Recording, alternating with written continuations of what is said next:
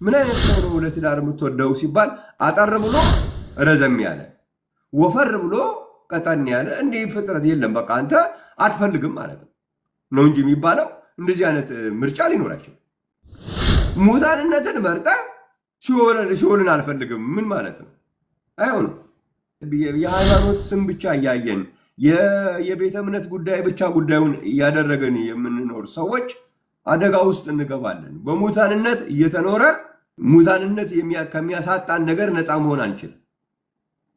አንዳንዱ ዝም ብሎ ያለውን ቤተ እምነቱን ስለሚወደው በቃ ከዚህ ቤተ እምነት ከምነቃነቅ ሙታን ሆኜ ልኑር ብሎ በሙታንነት ይኖራል። ከዚህ ከመወደው ቤተ እምነት ውስጥ ውጭ ሆኜ ከምኖር ሙታን ሆኜ ልኑር ብሎ በሙታንነት ይኖራል። ተፈጥሯችን ስለሆነ ሶሻል ነገር ያስፈልጋል። ግን ይሄ ሶሻል ነገር በአምላክ አይለውጥም። አምላክነትን አሳጥቶ ከሆነ ያ የምታገኘው ሶሻል የምትለው ነገር እሱ በጣም አደጋ ነው። ስለዚህ አንዳንድ ሰዎች ከሆነ ካሉበት ህብረት፣ ካብረበት ግሩፕ፣ ካብረበት ተቋም ካላቸው ፍቅር የተነሳ ሙታንን የሚያደርጋቸውን ነገር እንኳን ሙታን ሆኜ ልቅራት እንጂ ከዚህ ተቋም ማንም አይነቀንቀኝም ብሎ ለተቋም ታማኝነት የሚያሳድሩ ሰዎች አሉ በዚህ ዓለም ላይ። ግን ሙታንነት ምን ያመጣል? አምላክ ያሳጣል። ለምን? እግዚአብሔር የሕያዋን አምላክ ነው እንጂ የሙታን አምላክ አይደለም ተጽፏል።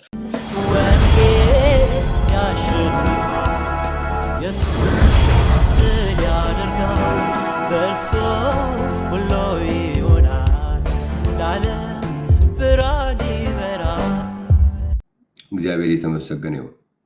ኤፌሶን መጽሐፍ ላይ ነው ያለሁት። የኤፌሶን መጽሐፍ ለአሁኑ ጥናታችን የመጨረሻውን ክፍል ማነበው ከዚሁ ከኤፌሶን መጽሐፍ ምዕራፍ 2 ቁጥር 1 እና 2 ላይ ነው። እንደዚህ ይላል፣ በበደላችሁና በኃጢአታችሁ ሙታን ነበራችሁ፣ በእነርሱም በዚህ ዓለም እንዳለው ኑሮ በማይታዘዙት ልጆች አሁን ለሚሰራው መንፈስ አለቃ እንደሆነው በአየር ላይ ስልጣን እንዳለው አለቃ ፈቃድ በፊት ተመላለሳችሁባቸው። በእነዚህም ልጆች መካከል እኛ ሁላችን ደግሞ የሥጋችንና የልቦናችን ፈቃድ እያደረግን በሥጋችን ምኞት በፊት እንኖር ነበርን። እንደ ሌሎቹም ደግሞ ከፍጥረታችን የቁጣ ልጆች ነበርን ይላል እና እዚህ መጽሐፍ ውስጥ ያሉ ነበርኖችን ብዙዎቹን ሸፍነናል። ለዛሬ ግን ቁጥር 1 ላይ በበደላችሁና በኃጢአታችሁ ሙታን ነበራችሁ እና ከላይ ርዕሱን እንደምታዩት የበደል ሙታን እነማን ናቸው የሚል ነው። እግዚአብሔር ይመስገን። ይሄ ሐሳብ በጣም ከባድ ነው ያልኩት ከብዙ ነገር ጋር ስለሚገናኝ ነው። ከአምላክ ጋር ይገናኛል፣ ከሲኦል ጋር ይገናኛል፣ ከጉባኤ ጋር ይገናኛል። ሙታንነት ዝም ብሎ ይሄ በበደል ሙታን መሆን እንደዚህ አይነት ሙታንነት በመጽሐፍ ቅዱስ ውስጥ በቀላሉ አይገለጽም። ይሄ ሙታንነት ከአምላክ ጋር ይገናኛል። ይሄ ሙታንነት ከሲኦል ጋር ይገናኛል።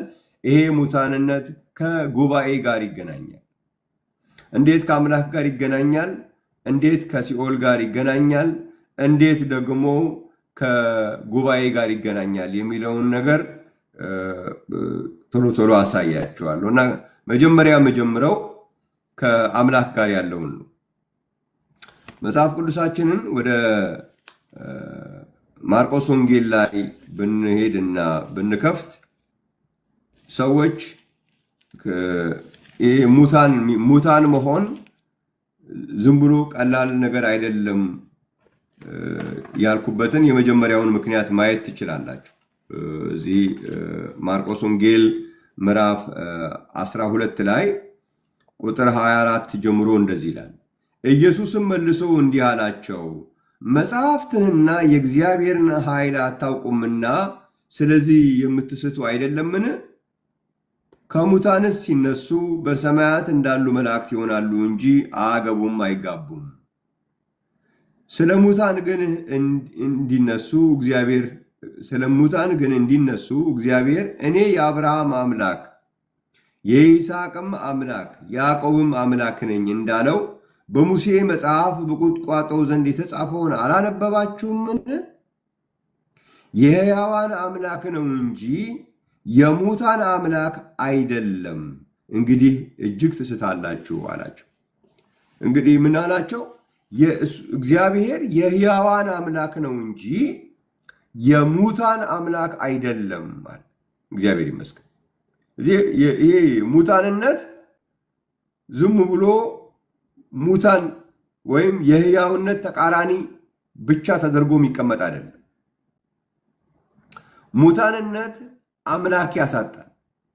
ምክንያቱም እግዚአብሔር የሕያዋን አምላክ ነው እንጂ የሙታን አምላክ አይደለም ስለሚል ሙታን ሆኖ በሙታንነት የሚኖር ወይም በሙታንነት ለመኖር የወሰነ የፈቀደ ራሱን የገደበ ሰው ሙታን ብቻ ሆኖ አይደለም የሚኖረው ማለት ነው።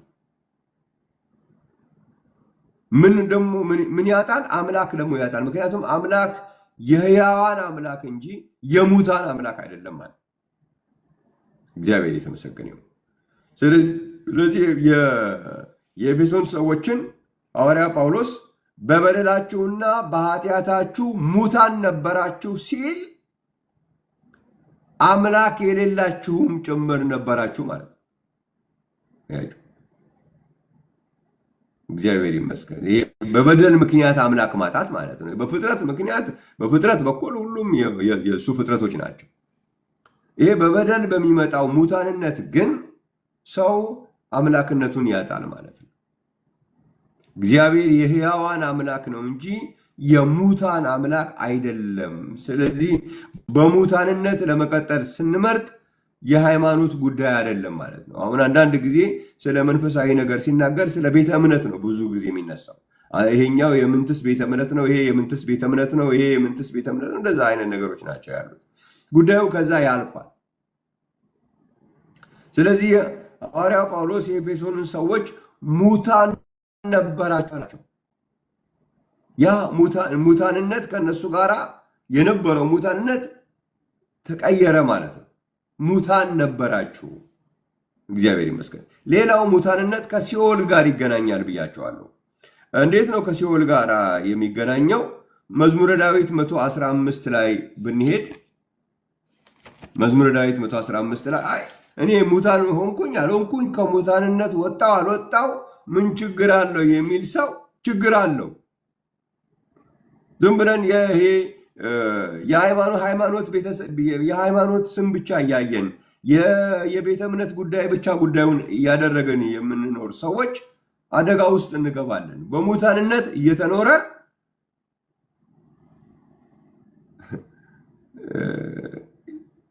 ሙታንነት ከሚያሳጣን ነገር ነፃ መሆን አንችልም። ሙታንነትን ፈቅደን በማንኛውም ምክንያት ሊሆን ይችላል። አንዳንዱ ዝም ብሎ ያለውን ቤተ እምነቱን ስለሚወደው በቃ ከዚህ ቤተ እምነት ከምነቃነቅ ሙታን ሆኜ ልኑር ብሎ በሙታንነት ይኖራል። ሙታንነቱን የሆነ እሱ በሚወደው ቤተ እምነት ቀይሮታል። ስለዚህ እኔ ከዚህ ከምወደው ቤተ እምነት ውስጥ ውጭ ሆኜ ከምኖር ሙታን ሆኜ ልኑር ብሎ በሙታንነት ይኖራል። ሙታንነት የሚያሳጣውን ነገር አያውቅም ማለት ነው። እና አሁን እዚህ ቦታ ላይ እንግዲህ ሙታንነት ምን ያሳጣል? አምላክ ያሳጣል።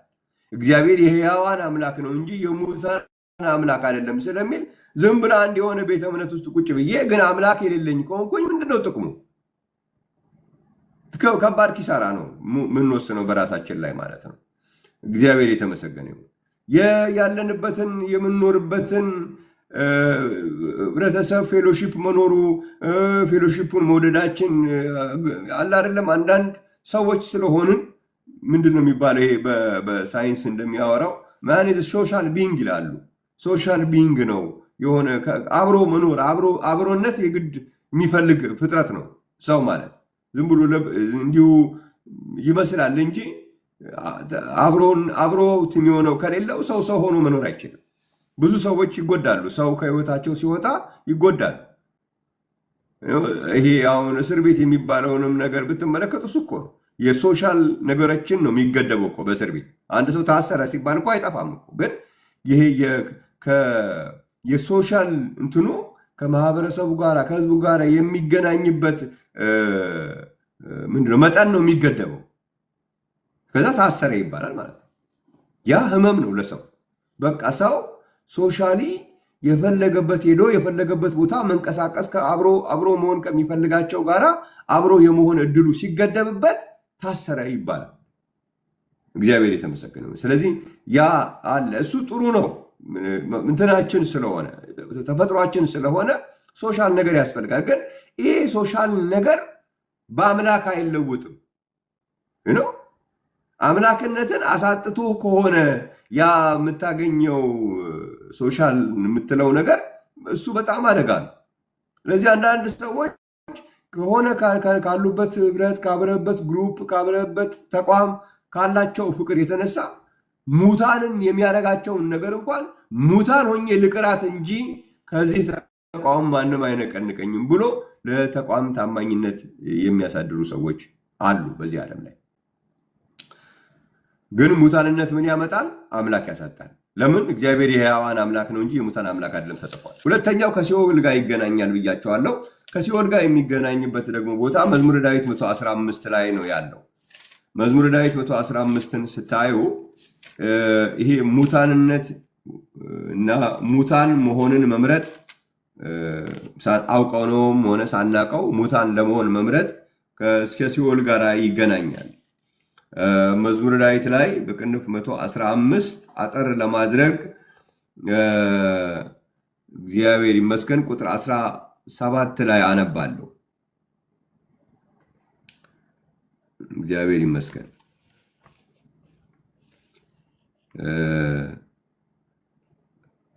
በቅንፍ 17 ላይ ወይም 25 ብሎ ሊሆን ይችላል እንደምታነቡት መጽሐፍ። አቤቱ ሙታን ይላል። አቤቱ ሙታን የሚያመሰግኑ አይደሉም፣ ወደ ሲኦልም የሚወርዱ ሁሉ። እኛ ሕያዋን ግን ከዛሬ ጀምሮ እስከ ዘላለም እግዚአብሔርን እናከብራለን፣ እንባርካለን። ሃሌሉያ ይላል። ሙታን ወዴት የሚወርዱ ናቸው አለ? ወደ ሲኦል የሚወርዱ ሁሉ ናቸው። ስለዚህ ሙታንነትን ከመረጥክ በኋላ ወደ ሲኦል አልወርድም የሚል ፉከራ ማድረግ አንችልም። ስለዚህ ከሙታንነት መውጣት አለብን እና የኤፌሶን ሰዎች በጣም ይህንን ትልቅ እድል አገኙ። ሐዋርያ ጳውሎስ ምን አላቸው? እናንተ በበደላችሁና በኃጢአታችሁ ሙታን ናችሁ አይደለም ያላቸው። አሁን ሙታን ነበራችሁ። በፊት የነበራችሁበት ኑሮ፣ በፊት የነበራችሁበት ህይወት ምንድን ነበር የሚባለው? ሙታን፣ የሙታን ኑሮ ነው አላቸው። ሙታን ግን ናችሁ አይደለም ያላቸው። ሙታን ነበራችሁ፣ ወደ ነበራችሁ ወደ ነበራችሁ መሆን ወደ ነበረ የተቀየረላቸው ሰዎች ሆነዋል የኤፌሶን ሰዎች። እግዚአብሔር የተመሰገነ ነው። ስለዚህ ሙታንነት አምላክ ያሳጣል። ሙታንነት ወደ ሲኦል ያስወርዳል። ሙታንነትን መርጠን ወደ ሲኦል አልወርድም ማለት አይቻልም። አንዳንዴ እንደዚህ በጣም የተቃረነ ፍላጎት ለማምጣት ይሞከራል። አንዳንድ ሰዎች ሲቀልዱ ምን አይነት ሰው ነው ለትዳር የምትወደው ሲባል አጠር ብሎ ረዘም ያለ፣ ወፈር ብሎ ቀጠን ያለ፣ ይሄ ምንም አትፈልግም ማለት ነው። እና ለቀልድ ነው እንደዚህ ሲሉ የሰማሁት። አጠር ብሎ ረዘም ያለ፣ ወፈር ብሎ ቀጠን ያለ፣ እንዲህ ፍጥረት የለም በቃ አንተ አትፈልግም ማለት ነው እንጂ የሚባለው እንደዚህ አይነት ምርጫ ሊኖራቸው። ሙታንነትን መርጠ ሲኦልን አልፈልግም ምን ማለት ነው? አይሆንም። በማንኛውም ምክንያት ሊሆን ይችላል። በማንኛውም ምክንያት እኛ ብለን በምናስበው ነገር ሙታንነትን ከመረጠን በቃ ወደ ሲኦል ትወርዳለህ። በቃ ሙታንነትን መርጠህ ወደ ሲኦል አለመውረድ የሚባል ነገር ሁለቱ አብረው አይሄዱም። ዝም ብሎ የማይሆን ምርጫ ነው። ዝም ብሎ ራሳችን ላይ የምንፈጥረው ኮንፊውዥን ነው የሚሆነው። ወደ ሲኦል መውረዱን ካልፈለግን ከሙታንነት ነፃ መውጣት መፍትሄው እሱ። ወደ ሲኦል መውረድ አትፈልግም? በል ሙታን ከሚያደርግህ ነገር ነፃ ውጣ። ያኔ ወደ ሲኦል አትወርድም እንጂ ሙታንነቴን ማንም እንዳይነካብኝ ግን ወደ ሲኦል አልወርድም። ይሄ አብሮ አይሄድ። እግዚአብሔር ይመስገን።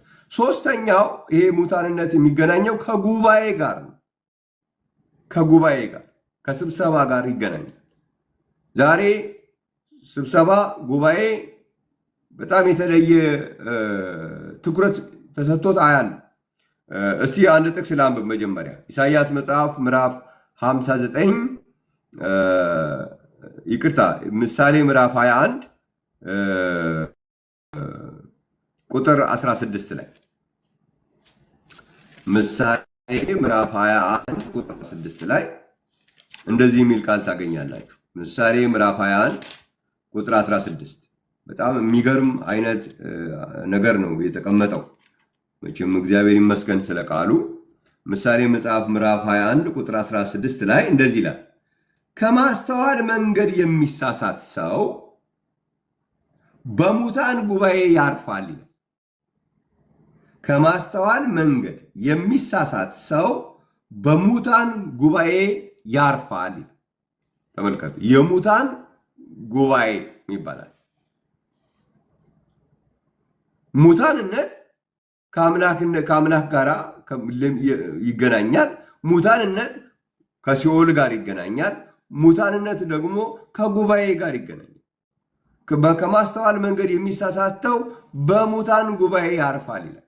ስለዚህ ጉባኤ ዝም ብሎ ሰፋ ያለ አዳራሽ ተከራይቶ፣ ዛሬ ትልልቅ አዳራሾች አሉ፣ የአምልኮ አዳራሾች ሰዎች የሚያመልኩባቸው በጣም የሚገርም በዲዛይን የተሰሩ መብራቱ ብልጭ ድርግም የሚልባቸው በቃ ያለው ውስጡ የተሰራበት የሚገርም መቀመጫው፣ መነሻው፣ መደነሻው ሁሉ ተመቻችቶ ማለት ነው። ይገርማል። በጣም ነው የሚገርመው። እዛ ውስጥ እንደው መገኘትም ሁሉ የሚያስቀና አይነት እስከሚመስል ድረስ ነው የሚሰራው። አንዳንዱ በዲዛይን መቀመጫው ከላይ ወደ ታች በዲዛይን ተሰርቶ ስክሪን ተደርጎለት ምን በቃ በጣም ነው የሚገርመው። ግን ያ ጉባኤውን ፊዚካሊ የምናደርጋቸው ነገሮች ጉባኤውን ከሙታንነት አያወጣው፣ የሙታን ጉባኤ ከመሆን ነፃ ያደርገው። ሰው የተሰበሰበበት ቦታ ሁሉ በቃ እንደ ስብሰባ እግዚአብሔር እንደተቀበለው ስብሰባ አድርገን ማሰብ አንችልም። የሙታን ጉባኤም ስላለ ማለት ነው። ስለዚህ ከሙታንነት ነፃ ወጥተህ የምትሰበሰበው ጉባኤ ነው ጉባኤ የሚባለው የሕያዋን ጉባኤ እንጂ ከሙታንነት ነፃ ሳትወጣ የምትሰበሰበው ስብሰባ እሱ የሙታን ጉባኤ ይባላል። ከሙታንነት ነፃ ሳትወጣ ያለህ ተስፋ የሲኦል መንገድ ይባላል። ከሙታንነት ነፃ ሳትወጣ አመልካለሁ ብለህ የምታመልከው አምላክ ይሄ የአብርሃም የይስሐቅ የያዕቆብ አምላክ አይደለም፣ ሌላ አምላክ ነው እያመለክ ያለው። ምክንያቱም የአብርሃም የይስሐቅ የያዕቆብ አምላክ ምን አለ? እኔ እግዚአብሔር የሕያዋን አምላክ ነኝ እንጂ የሙታን አምላክ አይደለሁም ማለት። ሙታንን ከመረጥክ በኋላ ሙታንነትን ከመረጥክ በኋላ ሙታንነትን ከመረጥሽ በኋላ የአብርሃም የይስሐቅ የያዕቆብን አምላክ ነው ማመልከው ማለት አትችልም። የተጻፈ ነገር ነው። ሙታንነትን ከመረጥክ በኋላ ወደ ሲኦል አልወርድም ማለት አትችልም። ሙታንነትን ከመረጥክ በኋላ እኔ እኮ ጉባኤ ያለኝ እኮ ዓርብ የሚሄድበት፣ ሮብ የሚሄድበት፣ እሑድ የሚሄድበት፣ ቅዳሜ የሚሄድበት ጉባኤ የምን ጉባኤ እንበለው? ሙታንነትን ከመረጥክ በኋላ የሕያዋን ጉባኤ ልትለው አትችልም። ሙታንነትን ከመረጥክ በኋላ ያ ጉባኤ የሙታን ጉባኤ ነው። ሰባኪውም የሚሰብከው ለሙታን ነው የሚሰብከው። የሙታን ጉባኤ ሰባኪ ነው። ሰባኪውም የሙታን ጉባኤ ሰባኪ ነው። የሚሰበሰበውም የሙታን ጉባኤ ነው የሚባለው። ምሳሌ ምዕራፍ 21 ቁጥር 16 አትቀየሙኝ ብያቸዋለሁ ቅድም ስጀምር። የተጻፈውን ነው የምንናገረው። ይሄ ለእኔም ለእናንተም ለሁላችንም የሚሰራ ነው። እኔም ሙታንነትን ከመረጥኩኝ ሰባኪነቴ የሙታን ነው የሚሆነው። ስለዚህ ሙታንነትን ከመረጥክ በኋላ ጉባኤ የሙታን ጉባኤ ይባላል።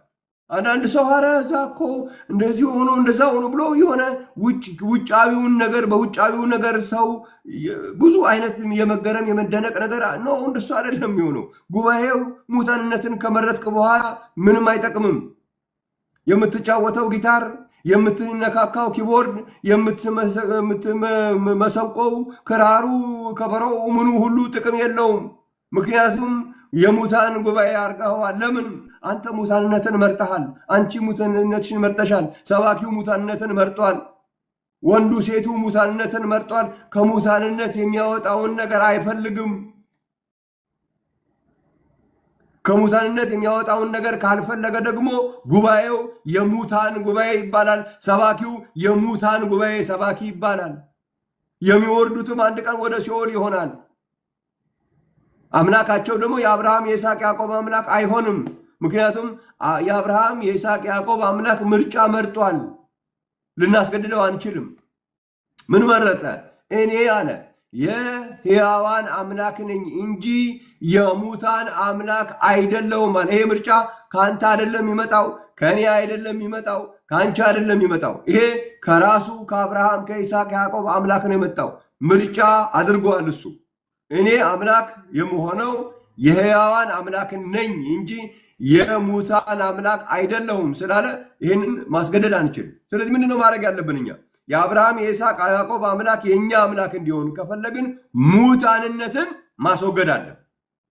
ሙታንነት እንዲወገድ መፍቀድ አለብን።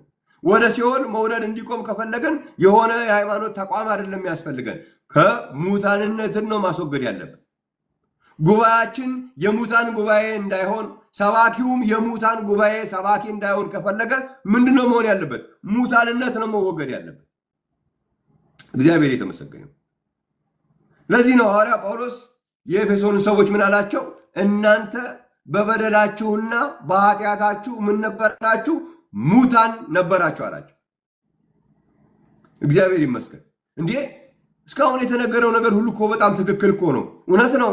እኛ የአብርሃም የይስሐቅ ያዕቆብ አምላክ ነው የምንፈልገው። ስለዚህ እኛ በበደላችን ሙታን ሆነን መሆን አንፈልግም። ምክንያቱም የአብርሃም የይስሐቅ ያዕቆብ አምላክ እኔ የሕያዋን አምላክ ነኝ እንጂ የሙታን አምላክ አይደለሁም የሚለው ሁላችሁ ተስማምታችሁበት ሊሆን ይችላል።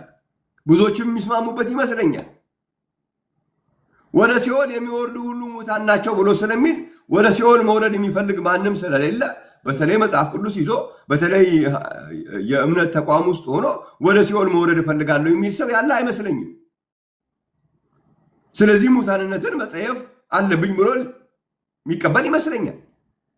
ጉባኤያችንም የሙታን ጉባኤ እንዲሆን የሚፈልግ ሰው ያለ አይመስለኝም። ችግሩ ምንድን ነው?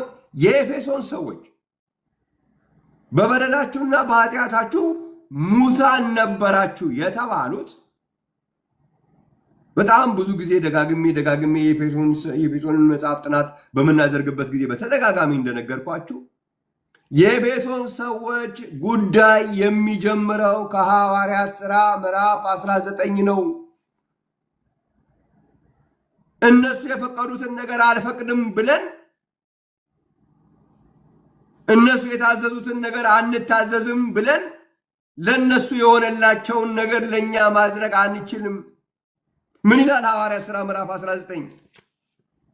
ያው መቼም ይህንን መጽሐፍ ይህን ምዕራፍ በጌታ በኢየሱስ ስም የተጠመቃችሁ ሰዎች በጣም እንደምትወዱት ተስፋ አደርጋለሁ። የኢየሱስ ክርስቶስን ስም የምትጸየፉ ሰዎች ደግሞ ሐዋርያት ሥራ ምዕራፍ 19 እንደሚያስጠላችሁ ሌላ የመጽሐፍ ቅዱስ ክፍል የሚያስጠላችሁ አይመስለኝም። ግን እናንተ የምትወዱትም ስለወደዳችሁት የምትጠሉትም ደግሞ ስለጠላችሁት ብዬ የእግዚአብሔር የተጻፈውን የእግዚአብሔር ቃል መሻር አልችልም።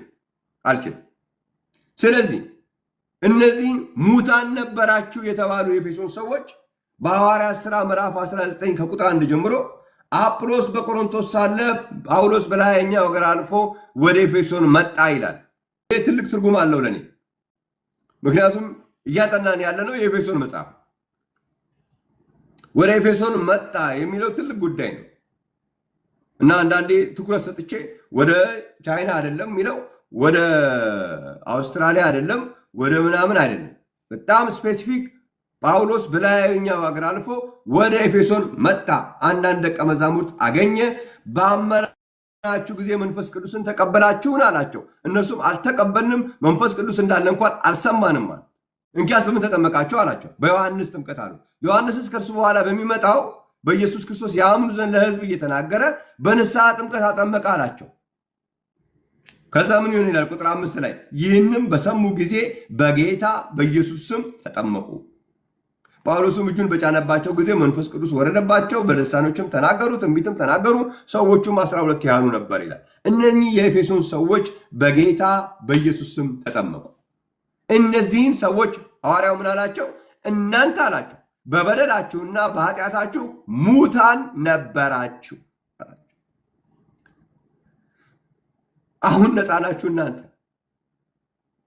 ሙታን አይደላችሁም። ለምን?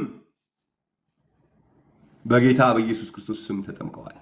በኢየሱስ ክርስቶስም የተጠመቁትን ሰዎች ነው ሐዋርያው ጳውሎስ እናንተ ሙታን ነበራችሁ ያላቸው። ይሄ በጣም ትልቅ ጉዳይ ነው። ሙታንነት የአብርሃም የይስሐቅ ያዕቆብን አምላክ እያመለክ ይሁን እኔ እነግርሃለሁ ዛሬ ለመጀመሪያ ጊዜ እዚህ እየሰማችሁኝ ያላችሁ ወንዶችም ሴቶችም ካላችሁ እኔ ሌላ አይነት ሌላ አይነት ማጂክ የለኝም። ግን የምታመልከው አምላክ የአብርሃም የይስሐቅ ያዕቆብ አምላክ ይሁን አይሁን ማወቅ በጣም ይቻላል። ምክንያቱም ተናግሯል።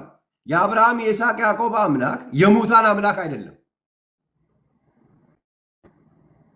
እነኚህ የኤፌሶን ሰዎች ደግሞ ሙታን ነበራቸው አላቸው። ከሙታንነት ነፃ ወጡ። እነማን ናቸው እነሱ? በጌታ በኢየሱስ ስም የተጠመቁ ናቸው። ምን ማለት ነው?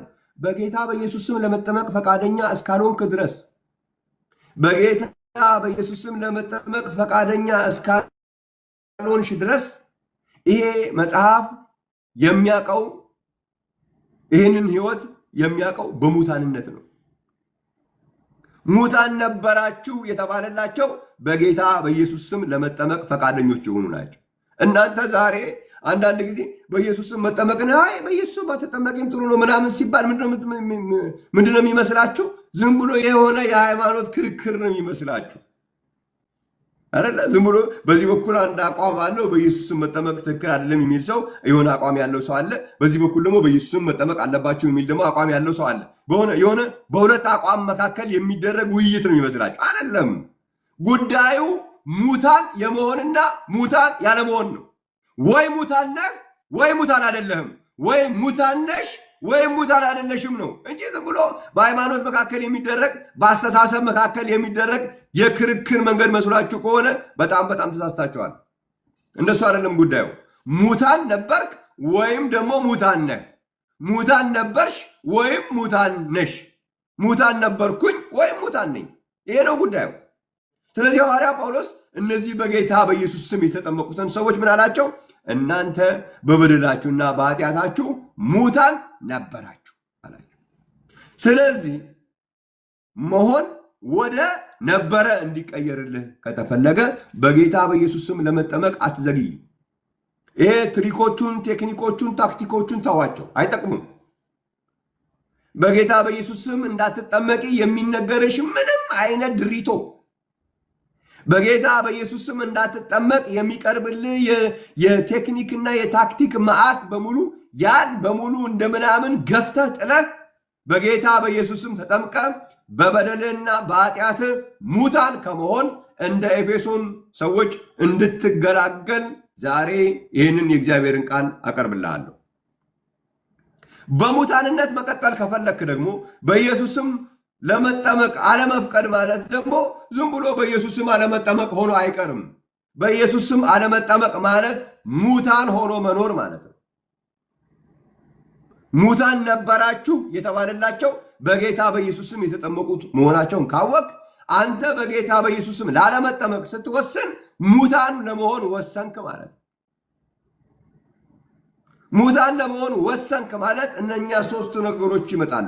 ሙታን ስትሆን የአብርሃምና ይስሐቅ ያዕቆብ አምላክ ያንተ አይደለም። እሱ የሕያዋን አምላክ ነው እንጂ የሙታን አምላክ ስላልሆነ የምትሄደው ወደ ሲኦል ነው። ኧረ እኔ እንደዚህ አይነት ቤተ እምነት ውስጥ ነኝ ያለሁት 28 ዓመትና 38 48 ዓመት በጌታ ነኝ። 48 ዓመት ኖርክ፣ 68 ዓመት 78 ዓመት በጌታ ኖርክ፣ በማን ኖርክ? ምንም አይጠቅምም። ሙታን ሆነ እስከ ኖርክ ድረስ ሙታን መንገዳቸው ወደ ሲኦል ነው። ጉባኤ እኮ አለን እኛ ትልቅ ጉባኤ አለን። የምንትስ ጉባኤ የምንድነው የኢዮቤልዩ ጉባኤ የምናምንትስ ጉባኤ የአዲስ ዓመት ጉባኤ የምንትስ ጉባኤ ምናምን አለን እኮ የታላቁ ጉባኤ እንደዛ ጉባኤ ምንም አይጠቅምም። እሱ በጌታ በኢየሱስ ስም እስካልተጠመቅ ድረስ እሱ ሁሉ ጉባኤ የሙታን ጉባኤ ነው።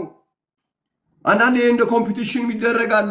እዛኛው ቤተ እምነት አንድ ሰብሰብ ብሎ ትልቅ ጉባኤ ካደረጉ እነዚህኛው ይሄኛውም ደግሞ እንደምንም ተጨጮ ትልቅ ጉባኤ ማድረግ አለብን። ምን ይጠቅማል? ምንም አይጠቅምም። የፉክክር ጉባኤ ምንም ጥቅም የለውም። አንዱ ተነስቶ አዲስ አበባ ስቴዲየም ላይ ጉባኤ ካደረገ ሌላኛውም ደግሞ ጉባኤው እኮ ጉባኤ የሚሆነው በጌታ በኢየሱስ ስም ስትጠመቅ ነው። ሙታንነት ከላተ ሲጠፋ ነው እንጂ ብትሰበሰብ የሙታን ጉባኤ ጥቅም የለውም። እዚህ የኤፌሶን ሰዎች በጌታ በኢየሱስ ስም የተጠመቁ ናቸው። እናንተ በበደላችሁና በኃጢአታችሁ ሙታን ነበራችሁ ተባሉ፣ ተገላገሉ፣ ወደ ነበራችሁ ተቀየረላቸው። ዛሬም እዚህ ያለን ወገኖች በጌታ በኢየሱስ ስም እንደ ኤፌሶን ሰዎች የተጠመቅን እግዚአብሔር የተመሰገነ ይሁን። ምንድነው የተደረገልን ብላችሁ እንድታስቡት ያስፈልጋል። በጌታ በኢየሱስም ያልተጠመቃችሁትም በጌታ በኢየሱስም ባለመጠመቄ ምክንያት ምንድነው የማጣው የሚለውን ነገር እንድታስቡ ያስፈልጋል። በጌታ በኢየሱስም የተጠመቃችሁ ሰዎች ደግሞ ምንድነው የተደረገልኝ የሚለውን ነገር ደግሞ እንድናስበው ያስፈልጋል። ጉዳዩ የቤተ እምነት ጉዳይ አይደለም። ጉዳዩ ውሃ ውስጥ ገብቶ የመውጣት ጉዳይ አይደለም። ጉዳዩ ከዛ ከፍ ያለ ነው። በጌታ በኢየሱስም የተጠመቁ ሰዎች ከኃጢአታችሁና ከበደላችሁ ሙታን ነበራችሁ የተባሉ ናቸው። እግዚአብሔር የተመሰገነ። ሙታን ነበራችሁ ወደ መባል ከመጣ የአብርሃም የይስሐቅ ያዕቆብ አምላክ ያንተ አምላክ ሆነ ማለት ነው። ምክንያቱም ሙታንነት ከላይ ተንከባሏል። የሲኦል በር ተዘግቶልሃል ማለት ነው። ምክንያቱም ወደ ሲኦል የሚወርዱ ማን ናቸው ተብሏል? ሙታን ናቸው ተብሏል። የሲኦል በር ለዘላለም ተዘጋልህ ማለት ነው። ጉባኤ፣ አንተ የምታመልክበት ጉባኤ፣ አንተ እጅህን የምትዘረገበት ጉባኤ፣ አንተ የምትንበረከኩበት ጉባኤ፣ አንተ የምትዘምርበት ጉባኤ የሙታን ጉባኤ አይደለም ማለት ነው። አየህ፣ ጉባኤህ ይለያል፣ መንገድህ ይለያል፣ አምላክህ ይለያል ማለት ነው እንጂ በጌታ በኢየሱስም መጠመቅ ማለት ዝም ብሎ ውሃ ውስጥ ገብቶ የመውጣት ጉዳይ አይደለም። በጌታ በኢየሱስም የተጠመቁ ሰዎች እኮ ሙታን ነበራችሁ ነው የተባለላቸው። እግዚአብሔር የተመሰገነ ይሁን። እግዚአብሔር የተመሰገነ ይሁን። ስለዚህ ይህን በጌታ በኢየሱስም የመጠመቅ ጉዳይ አዳዲስ አሁን ቴክኒኮቹ አልቀዋል። እግዚአብሔር ይመስገን። ሰዎች በጌታ በኢየሱስም እንዳይጠመቁ በፊት ኢየሱስ ክርስቶስ እኮ በአብ ወልድ መንፈስ ቅዱስ አጥምቁ ብሏል ነበር የሚባለው። እሱ ያው ከስሯል፣ አይሰራም። ምክንያቱም ጌታ ኢየሱስ በአብ ወልድ መንፈስ ቅዱስ አጥምቁ አላለም። ጌታ ኢየሱስ ያለው በአብ በወልድና በመንፈስ ቅዱስ ስም አጥምቁኛል። እኔ ሁሉም ሰው እንደሚያውቀው በጌታ በኢየሱስ ስም ለመጠመቅ የማይፈልጉትም ሰዎች እንደሚያውቁት የተጸውዖ ስም ባልሆነ ነገር ላይ ስም ሲጨመርበት የግዴታ መደበኛ ስም ወይም ፕሮፐር ኔም ወይም የተጸውዖ ስም ያጠይቃል። አብ ማለት አባት ማለት ነው እንጂ ስም አይደለም፣ የተጸውዖ ስም አይደለም። ወልድ ማለት ልጅ ማለት ነው እንጂ የተጸውዖ ስም አይደለም። ስለዚህ ስም ሲጨመርበት የግዴታ ስም ያጠይቃል። ልክ ሌላው ላይ እንዳደረጋችሁት ማለት ነው። ጌታ ገዢ ማለት ነው እንጂ የተጸውዖ ስም አይደለም። ስለዚህ የጌታን ስም የሚጠራ ብሎ ሲላችሁ የግዴታ ስምን ያጠየቀው ኢየሱስ የሚለውን ጥሩ ማለት መሆኑ ገብቷችሁ አይደለም? መዳን በኢየሱስ ነው እያላችሁ የምትሰብኩት። አለበለዚያ እኮ በጌታ ስም ነው ማለት ያለባችሁ። በቃ ኢየሱስ የሚባል መጥራት የለባችሁ። የጌታን ስም ከተባለ ዝም ብላችሁ የጌታ ስም ነው ማለት ያለባችሁ። ለምን የጌታ ስም ሲላችሁ ኢየሱስ ስም እኮ ብሏል። ታዲያ እዛ ጋር ስም አይደለም ያለው? ስም ያልሆነ ነገር የተጸውዖ ስም። ምክንያቱም የተጸውዖ ስም ላይ ስም ብትጨምሩበት መልሶ ራሱን ነው የሚያመጣው። የተጸውዖ ስም ያልሆነ ነገር ግን ስም ሲጨመርበት የግድ ስም ያጠይቃል። ስለዚህ እሱ አልሰራም። ከዛ እሱ እንዳልሰራ ሲያውቁ ደግሞ ምንድነው የመጣው? አሕዛብ የሚባሉ አይሁድ ያልሆኑት እነሱ አብ ወልድ መንፈስ ቅዱስ ይጠመቃሉ። ኢየሱስ የሚባለው ተመልከቱ። ኢየሱስ የሚባለውን ከስሞች ሁሉ በላይ የሆነው በዚህ ስም መጠመቅ ለአይሁድ ነው። አሕዛብ አያስፈልገንም። እግዚአብሔር የተመሰገነ ነው። ምንድነው ይህም ጉዳይ? አሁንም አሕዛብ የሚለውን ትርጉም ባለማወቅ የመጣ ነው። ይህም ከሰረ።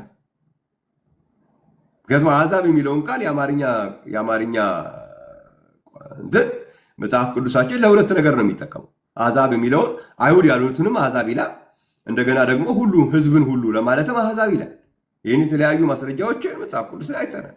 ለፍርድ ቀን የሚቀርቡ ሰዎችን ማቴዎስ ወንጌል ምዕራፍ 25 ቁጥር 34 ላይ በምታነቡበት ጊዜ ለፍርድ የሚመጡትን ሰዎች ምን አሕዛብ ሁሉ ተሰብስበው ነው። ያ ማለት አይሁድ ሆኑ ፍርድ ላይ ያቀርቡ ማለት አይደለም፣ ህዝብ ሁሉ ማለት ነው። ያንን በእንግሊዝኛ ቋንቋ ሄዳችሁ ስታዩት ኦል ኔሽን ነው የሚለው። ማቴዎስ 25 34ም ኦል ኔሽን ነው የሚለው። ማቴዎስ ወንጌል ምዕራፍ 28 ቁጥር 19ም ኦል ኔሽን ነው የሚለው እንጂ ጀንታይልስ አይልም። ስለዚህ ይሄ ክስረት ነው። ኦኬ፣ ይህም ከሰረ። ከዛ ደግሞ ምን መጣ? አይ ይሄ ሁሉ ግርግር ምንድነው? ሰዎች በኢየሱስ ስም እንዳይጠመቁ ነው። ሰዎች በኢየሱስ ስም እንዳይጠመቁ የሚደረደር ድሪቶ ማለት እና ድሪቶ ውሸት ስለሆነ ምክንያቶቹ አያልቁ። አንዱ ሲባል ሌላ ያመጣሉ። ሌላ በቃ ድሪቶ በድሪቶ ነው። ከዛ ይሄም አላዋጣም።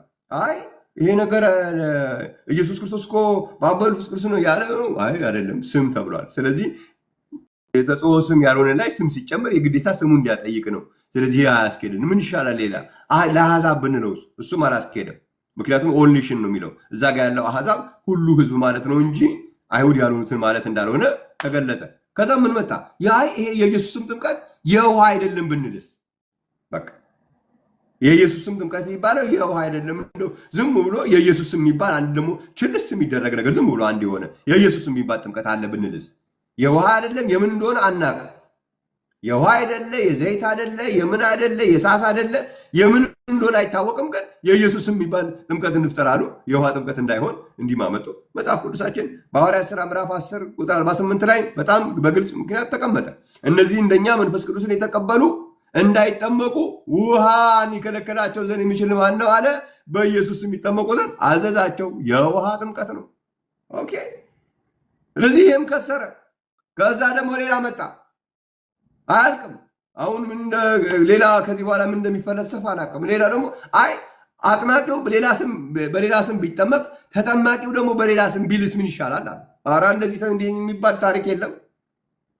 አንደኛ ጌታችን ኢየሱስ ክርስቶስ ሲያዝ ራሱ ጥምቀቱን በሚያዝበት ጊዜ እያጠመቃቸዋቸው በአብ በወልድ በመንፈስ ቅዱስም እያጠመቃቸዋቸው ያዘዝኳችሁን እንዲጠብቁ እያስተማራቸዋቸው፣ እግዚአብሔር የተመሰገነ። ያዘዝኳችሁን እንዲጠብቁ። ስለዚህ እናንተ እኔ ያዘዝኳችሁን እንዲጠብቁ እያስተማራቸዋቸው ነው ያለው እንጂ አጥማቂዎቹ ሌላ ነገር ታዘው ለተጠማቂዎቹ ሌላ ነገር እንዲያስተምሩ ወይም ሌላ ነገር እንዲያዙ አይፈቅድም ትእዛዙ። ያዘዝኳችሁን ማንን? እናንተን። ያዘዝኳቸውን አይደለም፣ ያዘዝኳችሁን እናንተን አጥማቂዎቹን ያዘዝኳችሁን እነሱ እንዲጠብቁ። ስለዚህ ተጠማቂዎቹ የሚጠብቁት ሐዋርያቶቹ የታዘዙትን ነው እንጂ ለሐዋርያቶቹ ሌላ ትእዛዝ፣ ለተጠማቂዎቹ ሌላ ትእዛዝ የሚባል የለም። በዚህ ምክንያት የተጠመቁት ሰዎች በጌታ በኢየሱስ ስም ብቻ ነው የተጠመቁት ተብሎ በሐዋርያት ሥራ ምዕራፍ 8 ቁጥር 16 ላይ በጌታ በኢየሱስ ስም ብቻ ተጠምቀው ነበር ተብሎ ተጽፏል። በጌታ በኢየሱስ ክርስቶስ ስም ብቻ።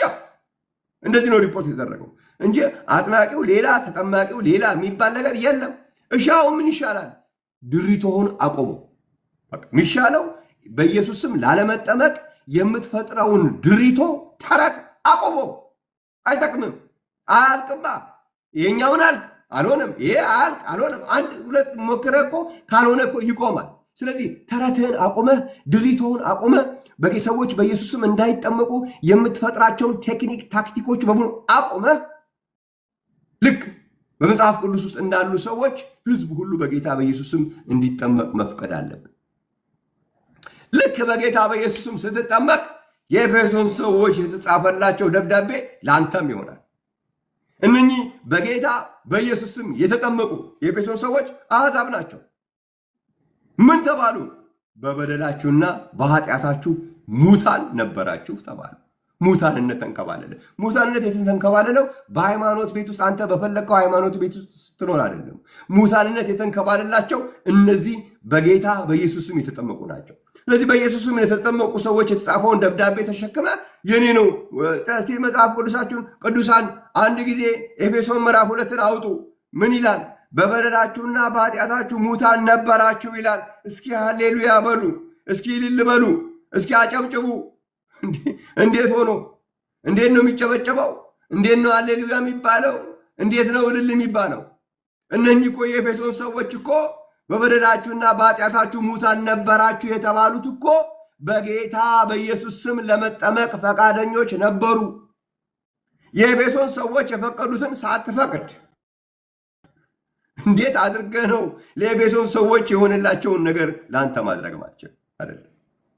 ስለዚህ እዚህ መካከላችን ያላችሁ በጌታ በኢየሱስ ክርስቶስ ስም ያልተጠመቃችሁ ወገኖቼ በሶስቱ ነገር ውስጥ ጥያቄ ውስጥ ናቸው ያላችሁ። አንደኛ የአብርሃም የይስሐቅ ያዕቆብ አምላካችሁ የመሆን ጉዳይ ላይ ጥያቄ ውስጥ ናቸው። ምክንያቱም የአብርሃም የይስሐቅ ያዕቆብ አምላክ የሕያዋን አምላክ ነው እንጂ የሙታን አምላክ አይደለሁም ብሏል። እሱ የእሱ ውሳኔ ነው። ሁለተኛ ሙታን ወደ ሲኦል የሚወርዱ ናቸው ተብሎ ስለተጻፈ የሲኦል ጥያቄ ተሸክመሃል። ኧረ እኔ እኮ እንደዚህ በሳምንት እኮ መጽሐፍ ቅዱስ አነባለሁ፣ በ15 ጊዜ እጾማለሁ፣ በ65 ጊዜ እንደዚህ ይሆናል። እሱ አይደለም የተባለው። ሙታንነትን ከሙታንነት ነፃ ለመውጣት ፈቃደኛ እስካልሆንኩ ድረስ ይህ አይጠቅምም። እንዴ እኮ እኔ ጉባኤ እሄዳለሁ፣ እሱም አይጠቅምም። ምክንያቱም ሙታንነትን እስከፈቀድክ ድረስ ጉባኤው የሙታን ጉባኤ ነው የሚባለው።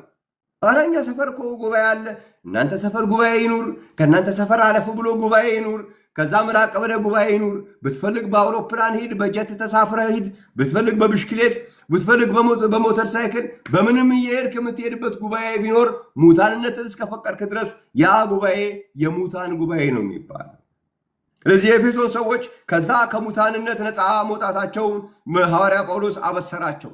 እነዚህ ሐዋርያ ጳውሎስ ከሙታንነት ነፃ እንደወጡ ያበሰራቸው የኤፌሶን ሰዎች ግን በጌታ በኢየሱስ ስም የተጠመቁ ነበሩ። በጌታ በኢየሱስ ስም ለመጠመቅ እያስጠላህ፣ በጌታ በኢየሱስ ስም ለመጠመቅ እያንገሸገሸህ፣ በጌታ በኢየሱስ ስም ላለመጠመቅ መዓት ድሪቶ እየፈጠርክ እኔ እኮ ሙታን አይደለሁም ማለት አትችልም። መጽሐፍ ቅዱሳዊ ማስረጃ የለም። የኤፌሶን ሰዎች ሙታን ነበራችሁ የተባለላቸው በጌታ በኢየሱስ ክርስቶስ ተጠምቀው ነው። በጌታ በኢየሱስ ስም የተጠመቃችሁ እንደ ኤፌሶን ሰዎች እናንተ እኮ ሙታን እኮ አይደላችሁም። የአብርሃም ይስሐቅ ያዕቆብ አምላክ እኮ ያንተም ያንቺም ሆኗል እኮ። የሲኦል መንገድ እኮ ተዘግቷል።